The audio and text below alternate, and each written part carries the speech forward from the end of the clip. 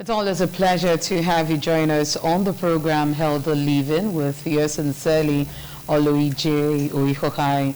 Today on Healthy Living, we'll be talking to mothers today. And when we talk about mothers, not just mothers alone, but also potential fathers. Yes, in order for, when we say one hand rub the other hand, you find a synergy in all of this. All right, so today we were talking about overcoming challenges of breastfeeding.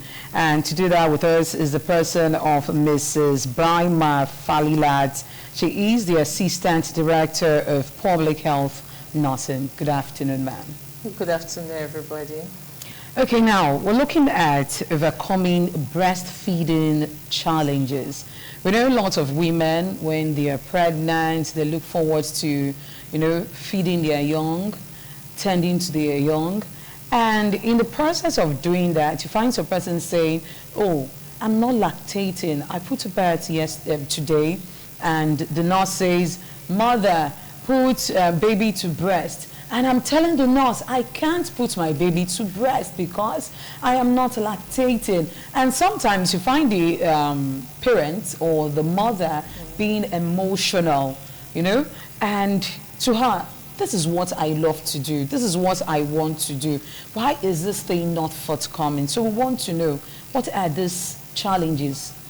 Why today do we have some mothers lactating even before they put to bed? Why some you find it 3 days, 4 days, even some takes to like a month. Yes. So we want to know how come about all of these difficulties as regards breastfeeding challenges. But first off, some persons, they might not know the meaning of breastfeeding. So we'd like Mrs. Brima to, give us an overview concerning breastfeeding. Good afternoon, everybody. Like what Oloji just asked, when we are talking about breastfeeding in Nigeria, we talk about exclusive breastfeeding. We want all our mothers to breastfeed their babies exclusively for the first 6 months of life.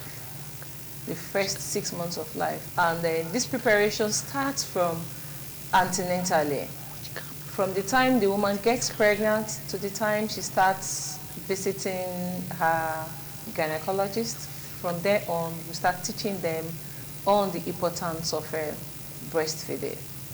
So, like what she just asked about the challenges that a lot of our mothers do face when, they have that mind to breastfeed and they're having issues breastfeeding their babies. When we prepare a mother emotionally during pregnancy, she tends to, prepare her mind that she actually wants to breastfeed her baby. That's like 50%, preparedness. And as soon as the baby comes down, yes, it teaches the mother is being taught how to put the baby to breast so that the baby will latch well. Positioning is the key. If the mother is well positioned, the baby is also well positioned, then also the nipple well attached, the baby's mouth well attached to the nipple, she won't have all those issues. Some get discouraged if the milk is not coming out immediately. But the sensation of the baby, suckling the breast in the first instance, immediately baby is delivered, helps to send down messages so that there will be a milk let-down process. So if that is done, within the next 24 to 48 hours, baby will have enough milk. Like when we're preparing them, some will say, should I use soap and water to wash my nipple? No. From the time, like maybe 36 weeks, 37 weeks of pregnancy, when she's almost due, she starts, washing her nipple with just plain water and the soap cotton wool. All those just to help to remove the crust. There are some crust like dirty around the nipple to prepare the nipple so that as soon as the baby comes, there will be free let down of milk. Okay. All right. I love the way you have analyzed all of this. Now, in your clinic, when we go for antenatal, you find a lot of women there, but in all of this explanation, you find some of them not understanding enough. Now, we're here asking ourselves the question. So when a mother wants to, breastfeed her young, how should the mother sit? What is the sitting position? Yeah, the best way for a mother to sit when she wants to breastfeed her baby is to have a chair like this, very, very comfortable. Okay. She should rest her back. If need be, she should cross her leg very well. Then she should handle a baby. I didn't come with my dummy. She should handle the baby very well. We say tummy to tummy. Okay. The baby should be well positioned. The baby's head should be on her elbow. Then the baby's tummy will be touching her tummy. Then if, maybe for example, the mammary gland, that's the breast, is not big enough to get to the baby, we also ask her to put a wrapper or a small pillow to jack the baby. We say take the baby to the breast, not the breast to the baby. So that she'll be sit comfortably and she won't get tired. And back pain too. And she won't have, she won't have a back pain. She won't develop a back pain because that is also a chronic issue. So she should sit comfortably, she should rest her back, she should be on a very comfortable position. And if she takes the baby to the breast and the baby's arm, the baby's head on her elbow, you see that the baby also will be very comfortable. We say it takes two to tango. The baby needs to be comfortable as well. Then also the mother needs to be very, very comfortable.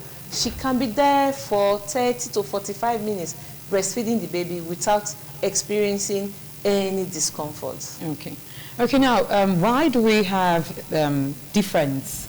You find some women, before they put to bed, they already have, the sensation, they start lactating. Why some others, they don't even find themselves even having a signal?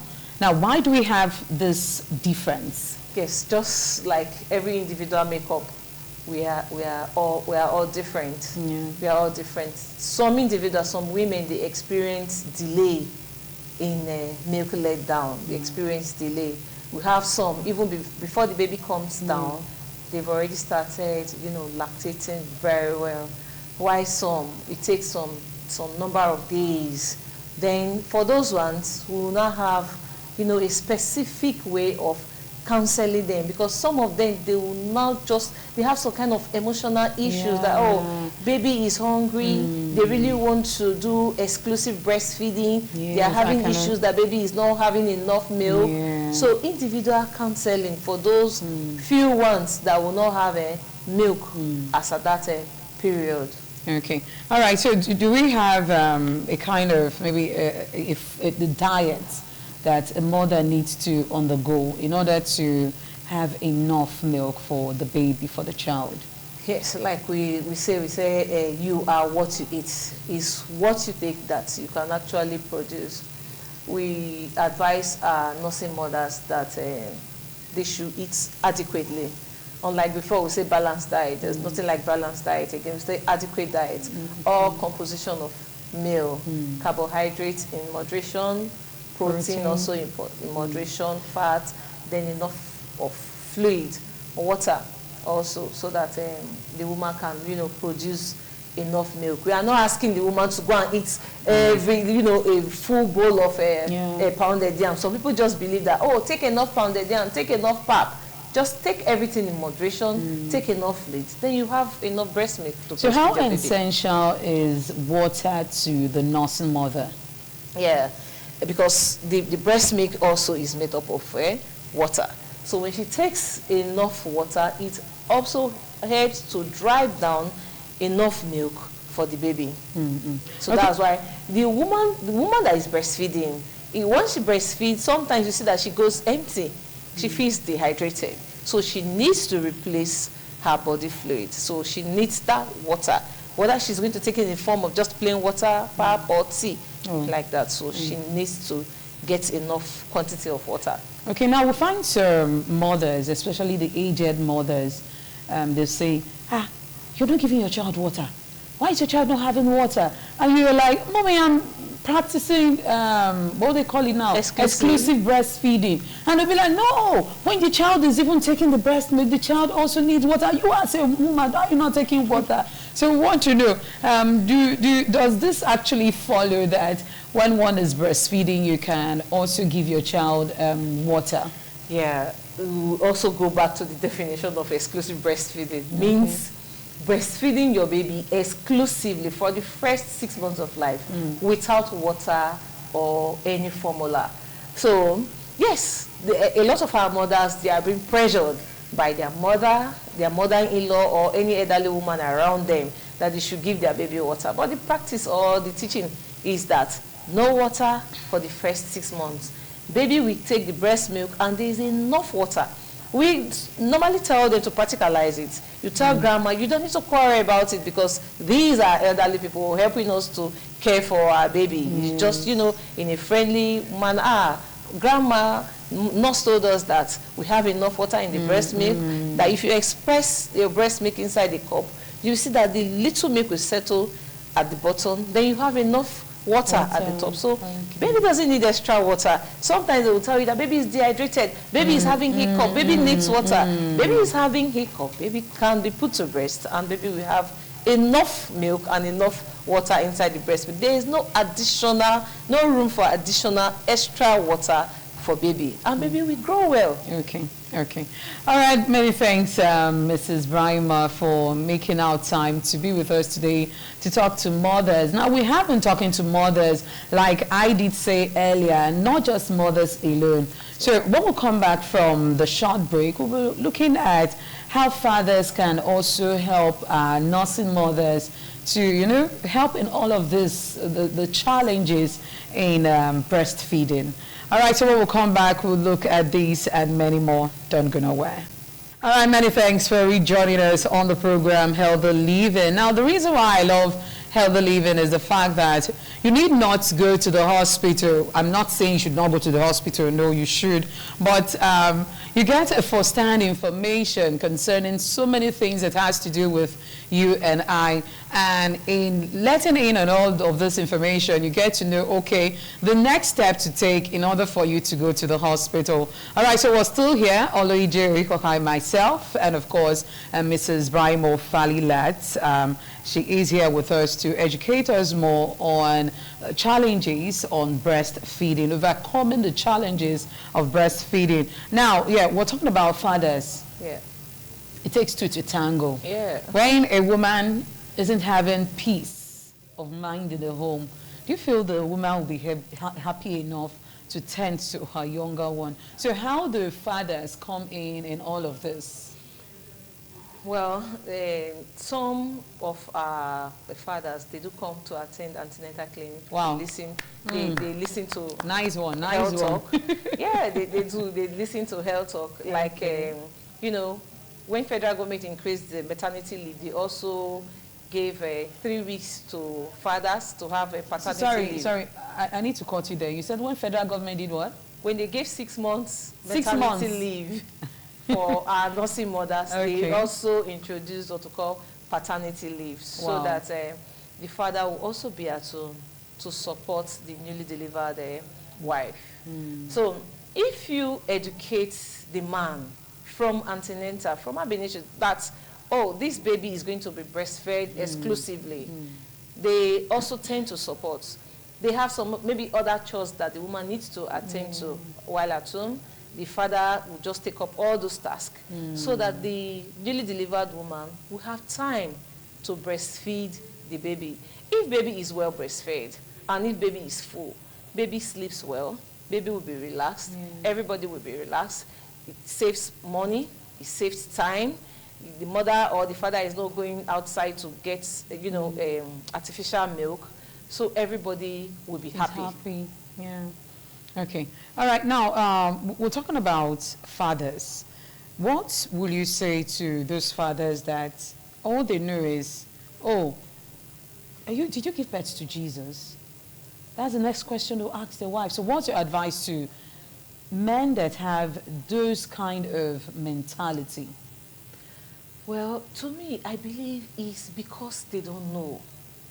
We have seen so many cases that when they come down for immunization, and the woman will just tell you, please nurse, I've been having issues. My husband have been pressurizing me to give this baby artificial milk. We'll bring the man closer, tell him the benefits or the advantages of exclusive breastfeeding, explain exclusively, extensive explanation to them. And you see then they will live happily. It's because they don't know. If you explain to them, tell them the benefit of this exclusive breastfeeding, and they will understand. Okay. Yeah. Okay. All right. Now talking about benefits, let's quickly let in on the benefits of breastfeeding. Yeah, we have a lot of benefits to the baby. The baby And will to the grow. mother. Yes, we have to the baby, then to the mother. When you breastfeed a baby exclusively, the baby will grow well. The baby's immunity will be well developed. You see babies that are exclusively breastfed, they hardly have some what we call allergies. They hardly come down with diarrhea and vomiting because everything is clean and they are having all the right nutrients and the antibodies inside the breast milk. They grow well according to their age. Their immunity is high. They hardly fall sick. They hardly come down to the hospital. Some of them, it gets to even 1 year plus before they even come down with malaria. Yes. Then you see them having very good, clean skin without rash and all of those stuff. Very good, bright eyes. In future, those babies are very intelligent. They are children that, yes, cognitive development, very, very fast, and they are very, very intelligent. And also to the mother. Now, these days that we're talking about preventive measures containing breast cancer. Breast that is adequately emptied, especially during the lactational period. That breast is, more than 95% of, the chances that the mother will be safe from, having a breast cancer. To some, it helps for family planning. Sure. It's a method for them for family planning. When they are breastfeeding exclusively, they don't have fear that they are going to get pregnant easily. Then also economically, it helps to save money. Sure. Yeah, especially this hard time. Yes, this hard time. You just eat adequately, eat the normal food that you need to eat, rest where you have enough milk. Then you will spend extra money buying a baby milk to the father, to the mother. Everybody is happy. It's time saving.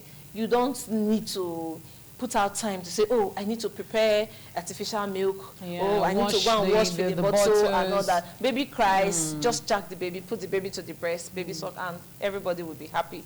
So those are the few benefits. Okay. All right, so quickly now, before we go, there are two things I want you to talk about. We have parents that they go to the office, breastfeeding, working mothers. So what's your advice to them? That's one. Two, you find some persons complaining of sore on the nipple region. So what causes that? And three, to those mothers that are in the markets, how do they take care of, their breast and all of that? So we have three questions. Yes, for the working class mothers, they go to work, depending on where they work. Some, they work under government, they work on, some of them, they are with a private establishment. The one under the government, they give them long maternity leave. Some of them, baby will have just few weeks to resume other complementary diets before they will resume work. For those that resume early, we teach them that you need to express breast milk. You don't need to give up to say, oh, I won't continue this exclusive breastfeeding. Yeah. We teach them, wake up early so that you express some breast milk before you put the baby to the breast in the morning, so that you have enough breast milk. And we also advise them for the fact that you are expressing breast milk doesn't mean that you must get a feeding bottle to feed the baby. Whoever is going to care for the baby should know that that breast milk needs to be warmed, and you don't need to put the breast milk inside a pot. You just have the container that you used in storing the breast milk. Have another bowl, add just little warm water, then put the cup on it. Under like 2-3 minutes, the breast milk is warm and ready for baby to eat. So you just use just a little spoon to stir, then use it to feed the baby. Then for those complaining of a cracked nipple, Yes. is one of the challenges that some mothers do have. You see them having pains because baby is not well positioned.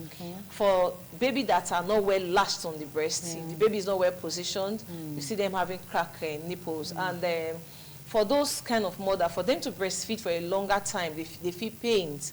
So we teach them, it's also the baby that will also help to heal it. But if the pain is severe, you see the doctor, then they'll just give some few analgesic. Then the baby goes back to the breast and the nipple gets healed.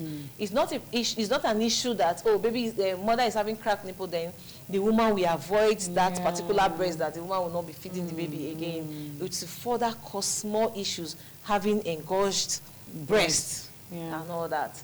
Then for our mothers in the market, in short, a lot of them, they do very well because the baby is always with them 24 hours. When they are in the shop, baby is always with them. Sometimes they are selling for you, and they are also breastfeeding babies. So 24 hours, the baby is with them. Their babies grow well. They do well. We just teach them good personal hygiene.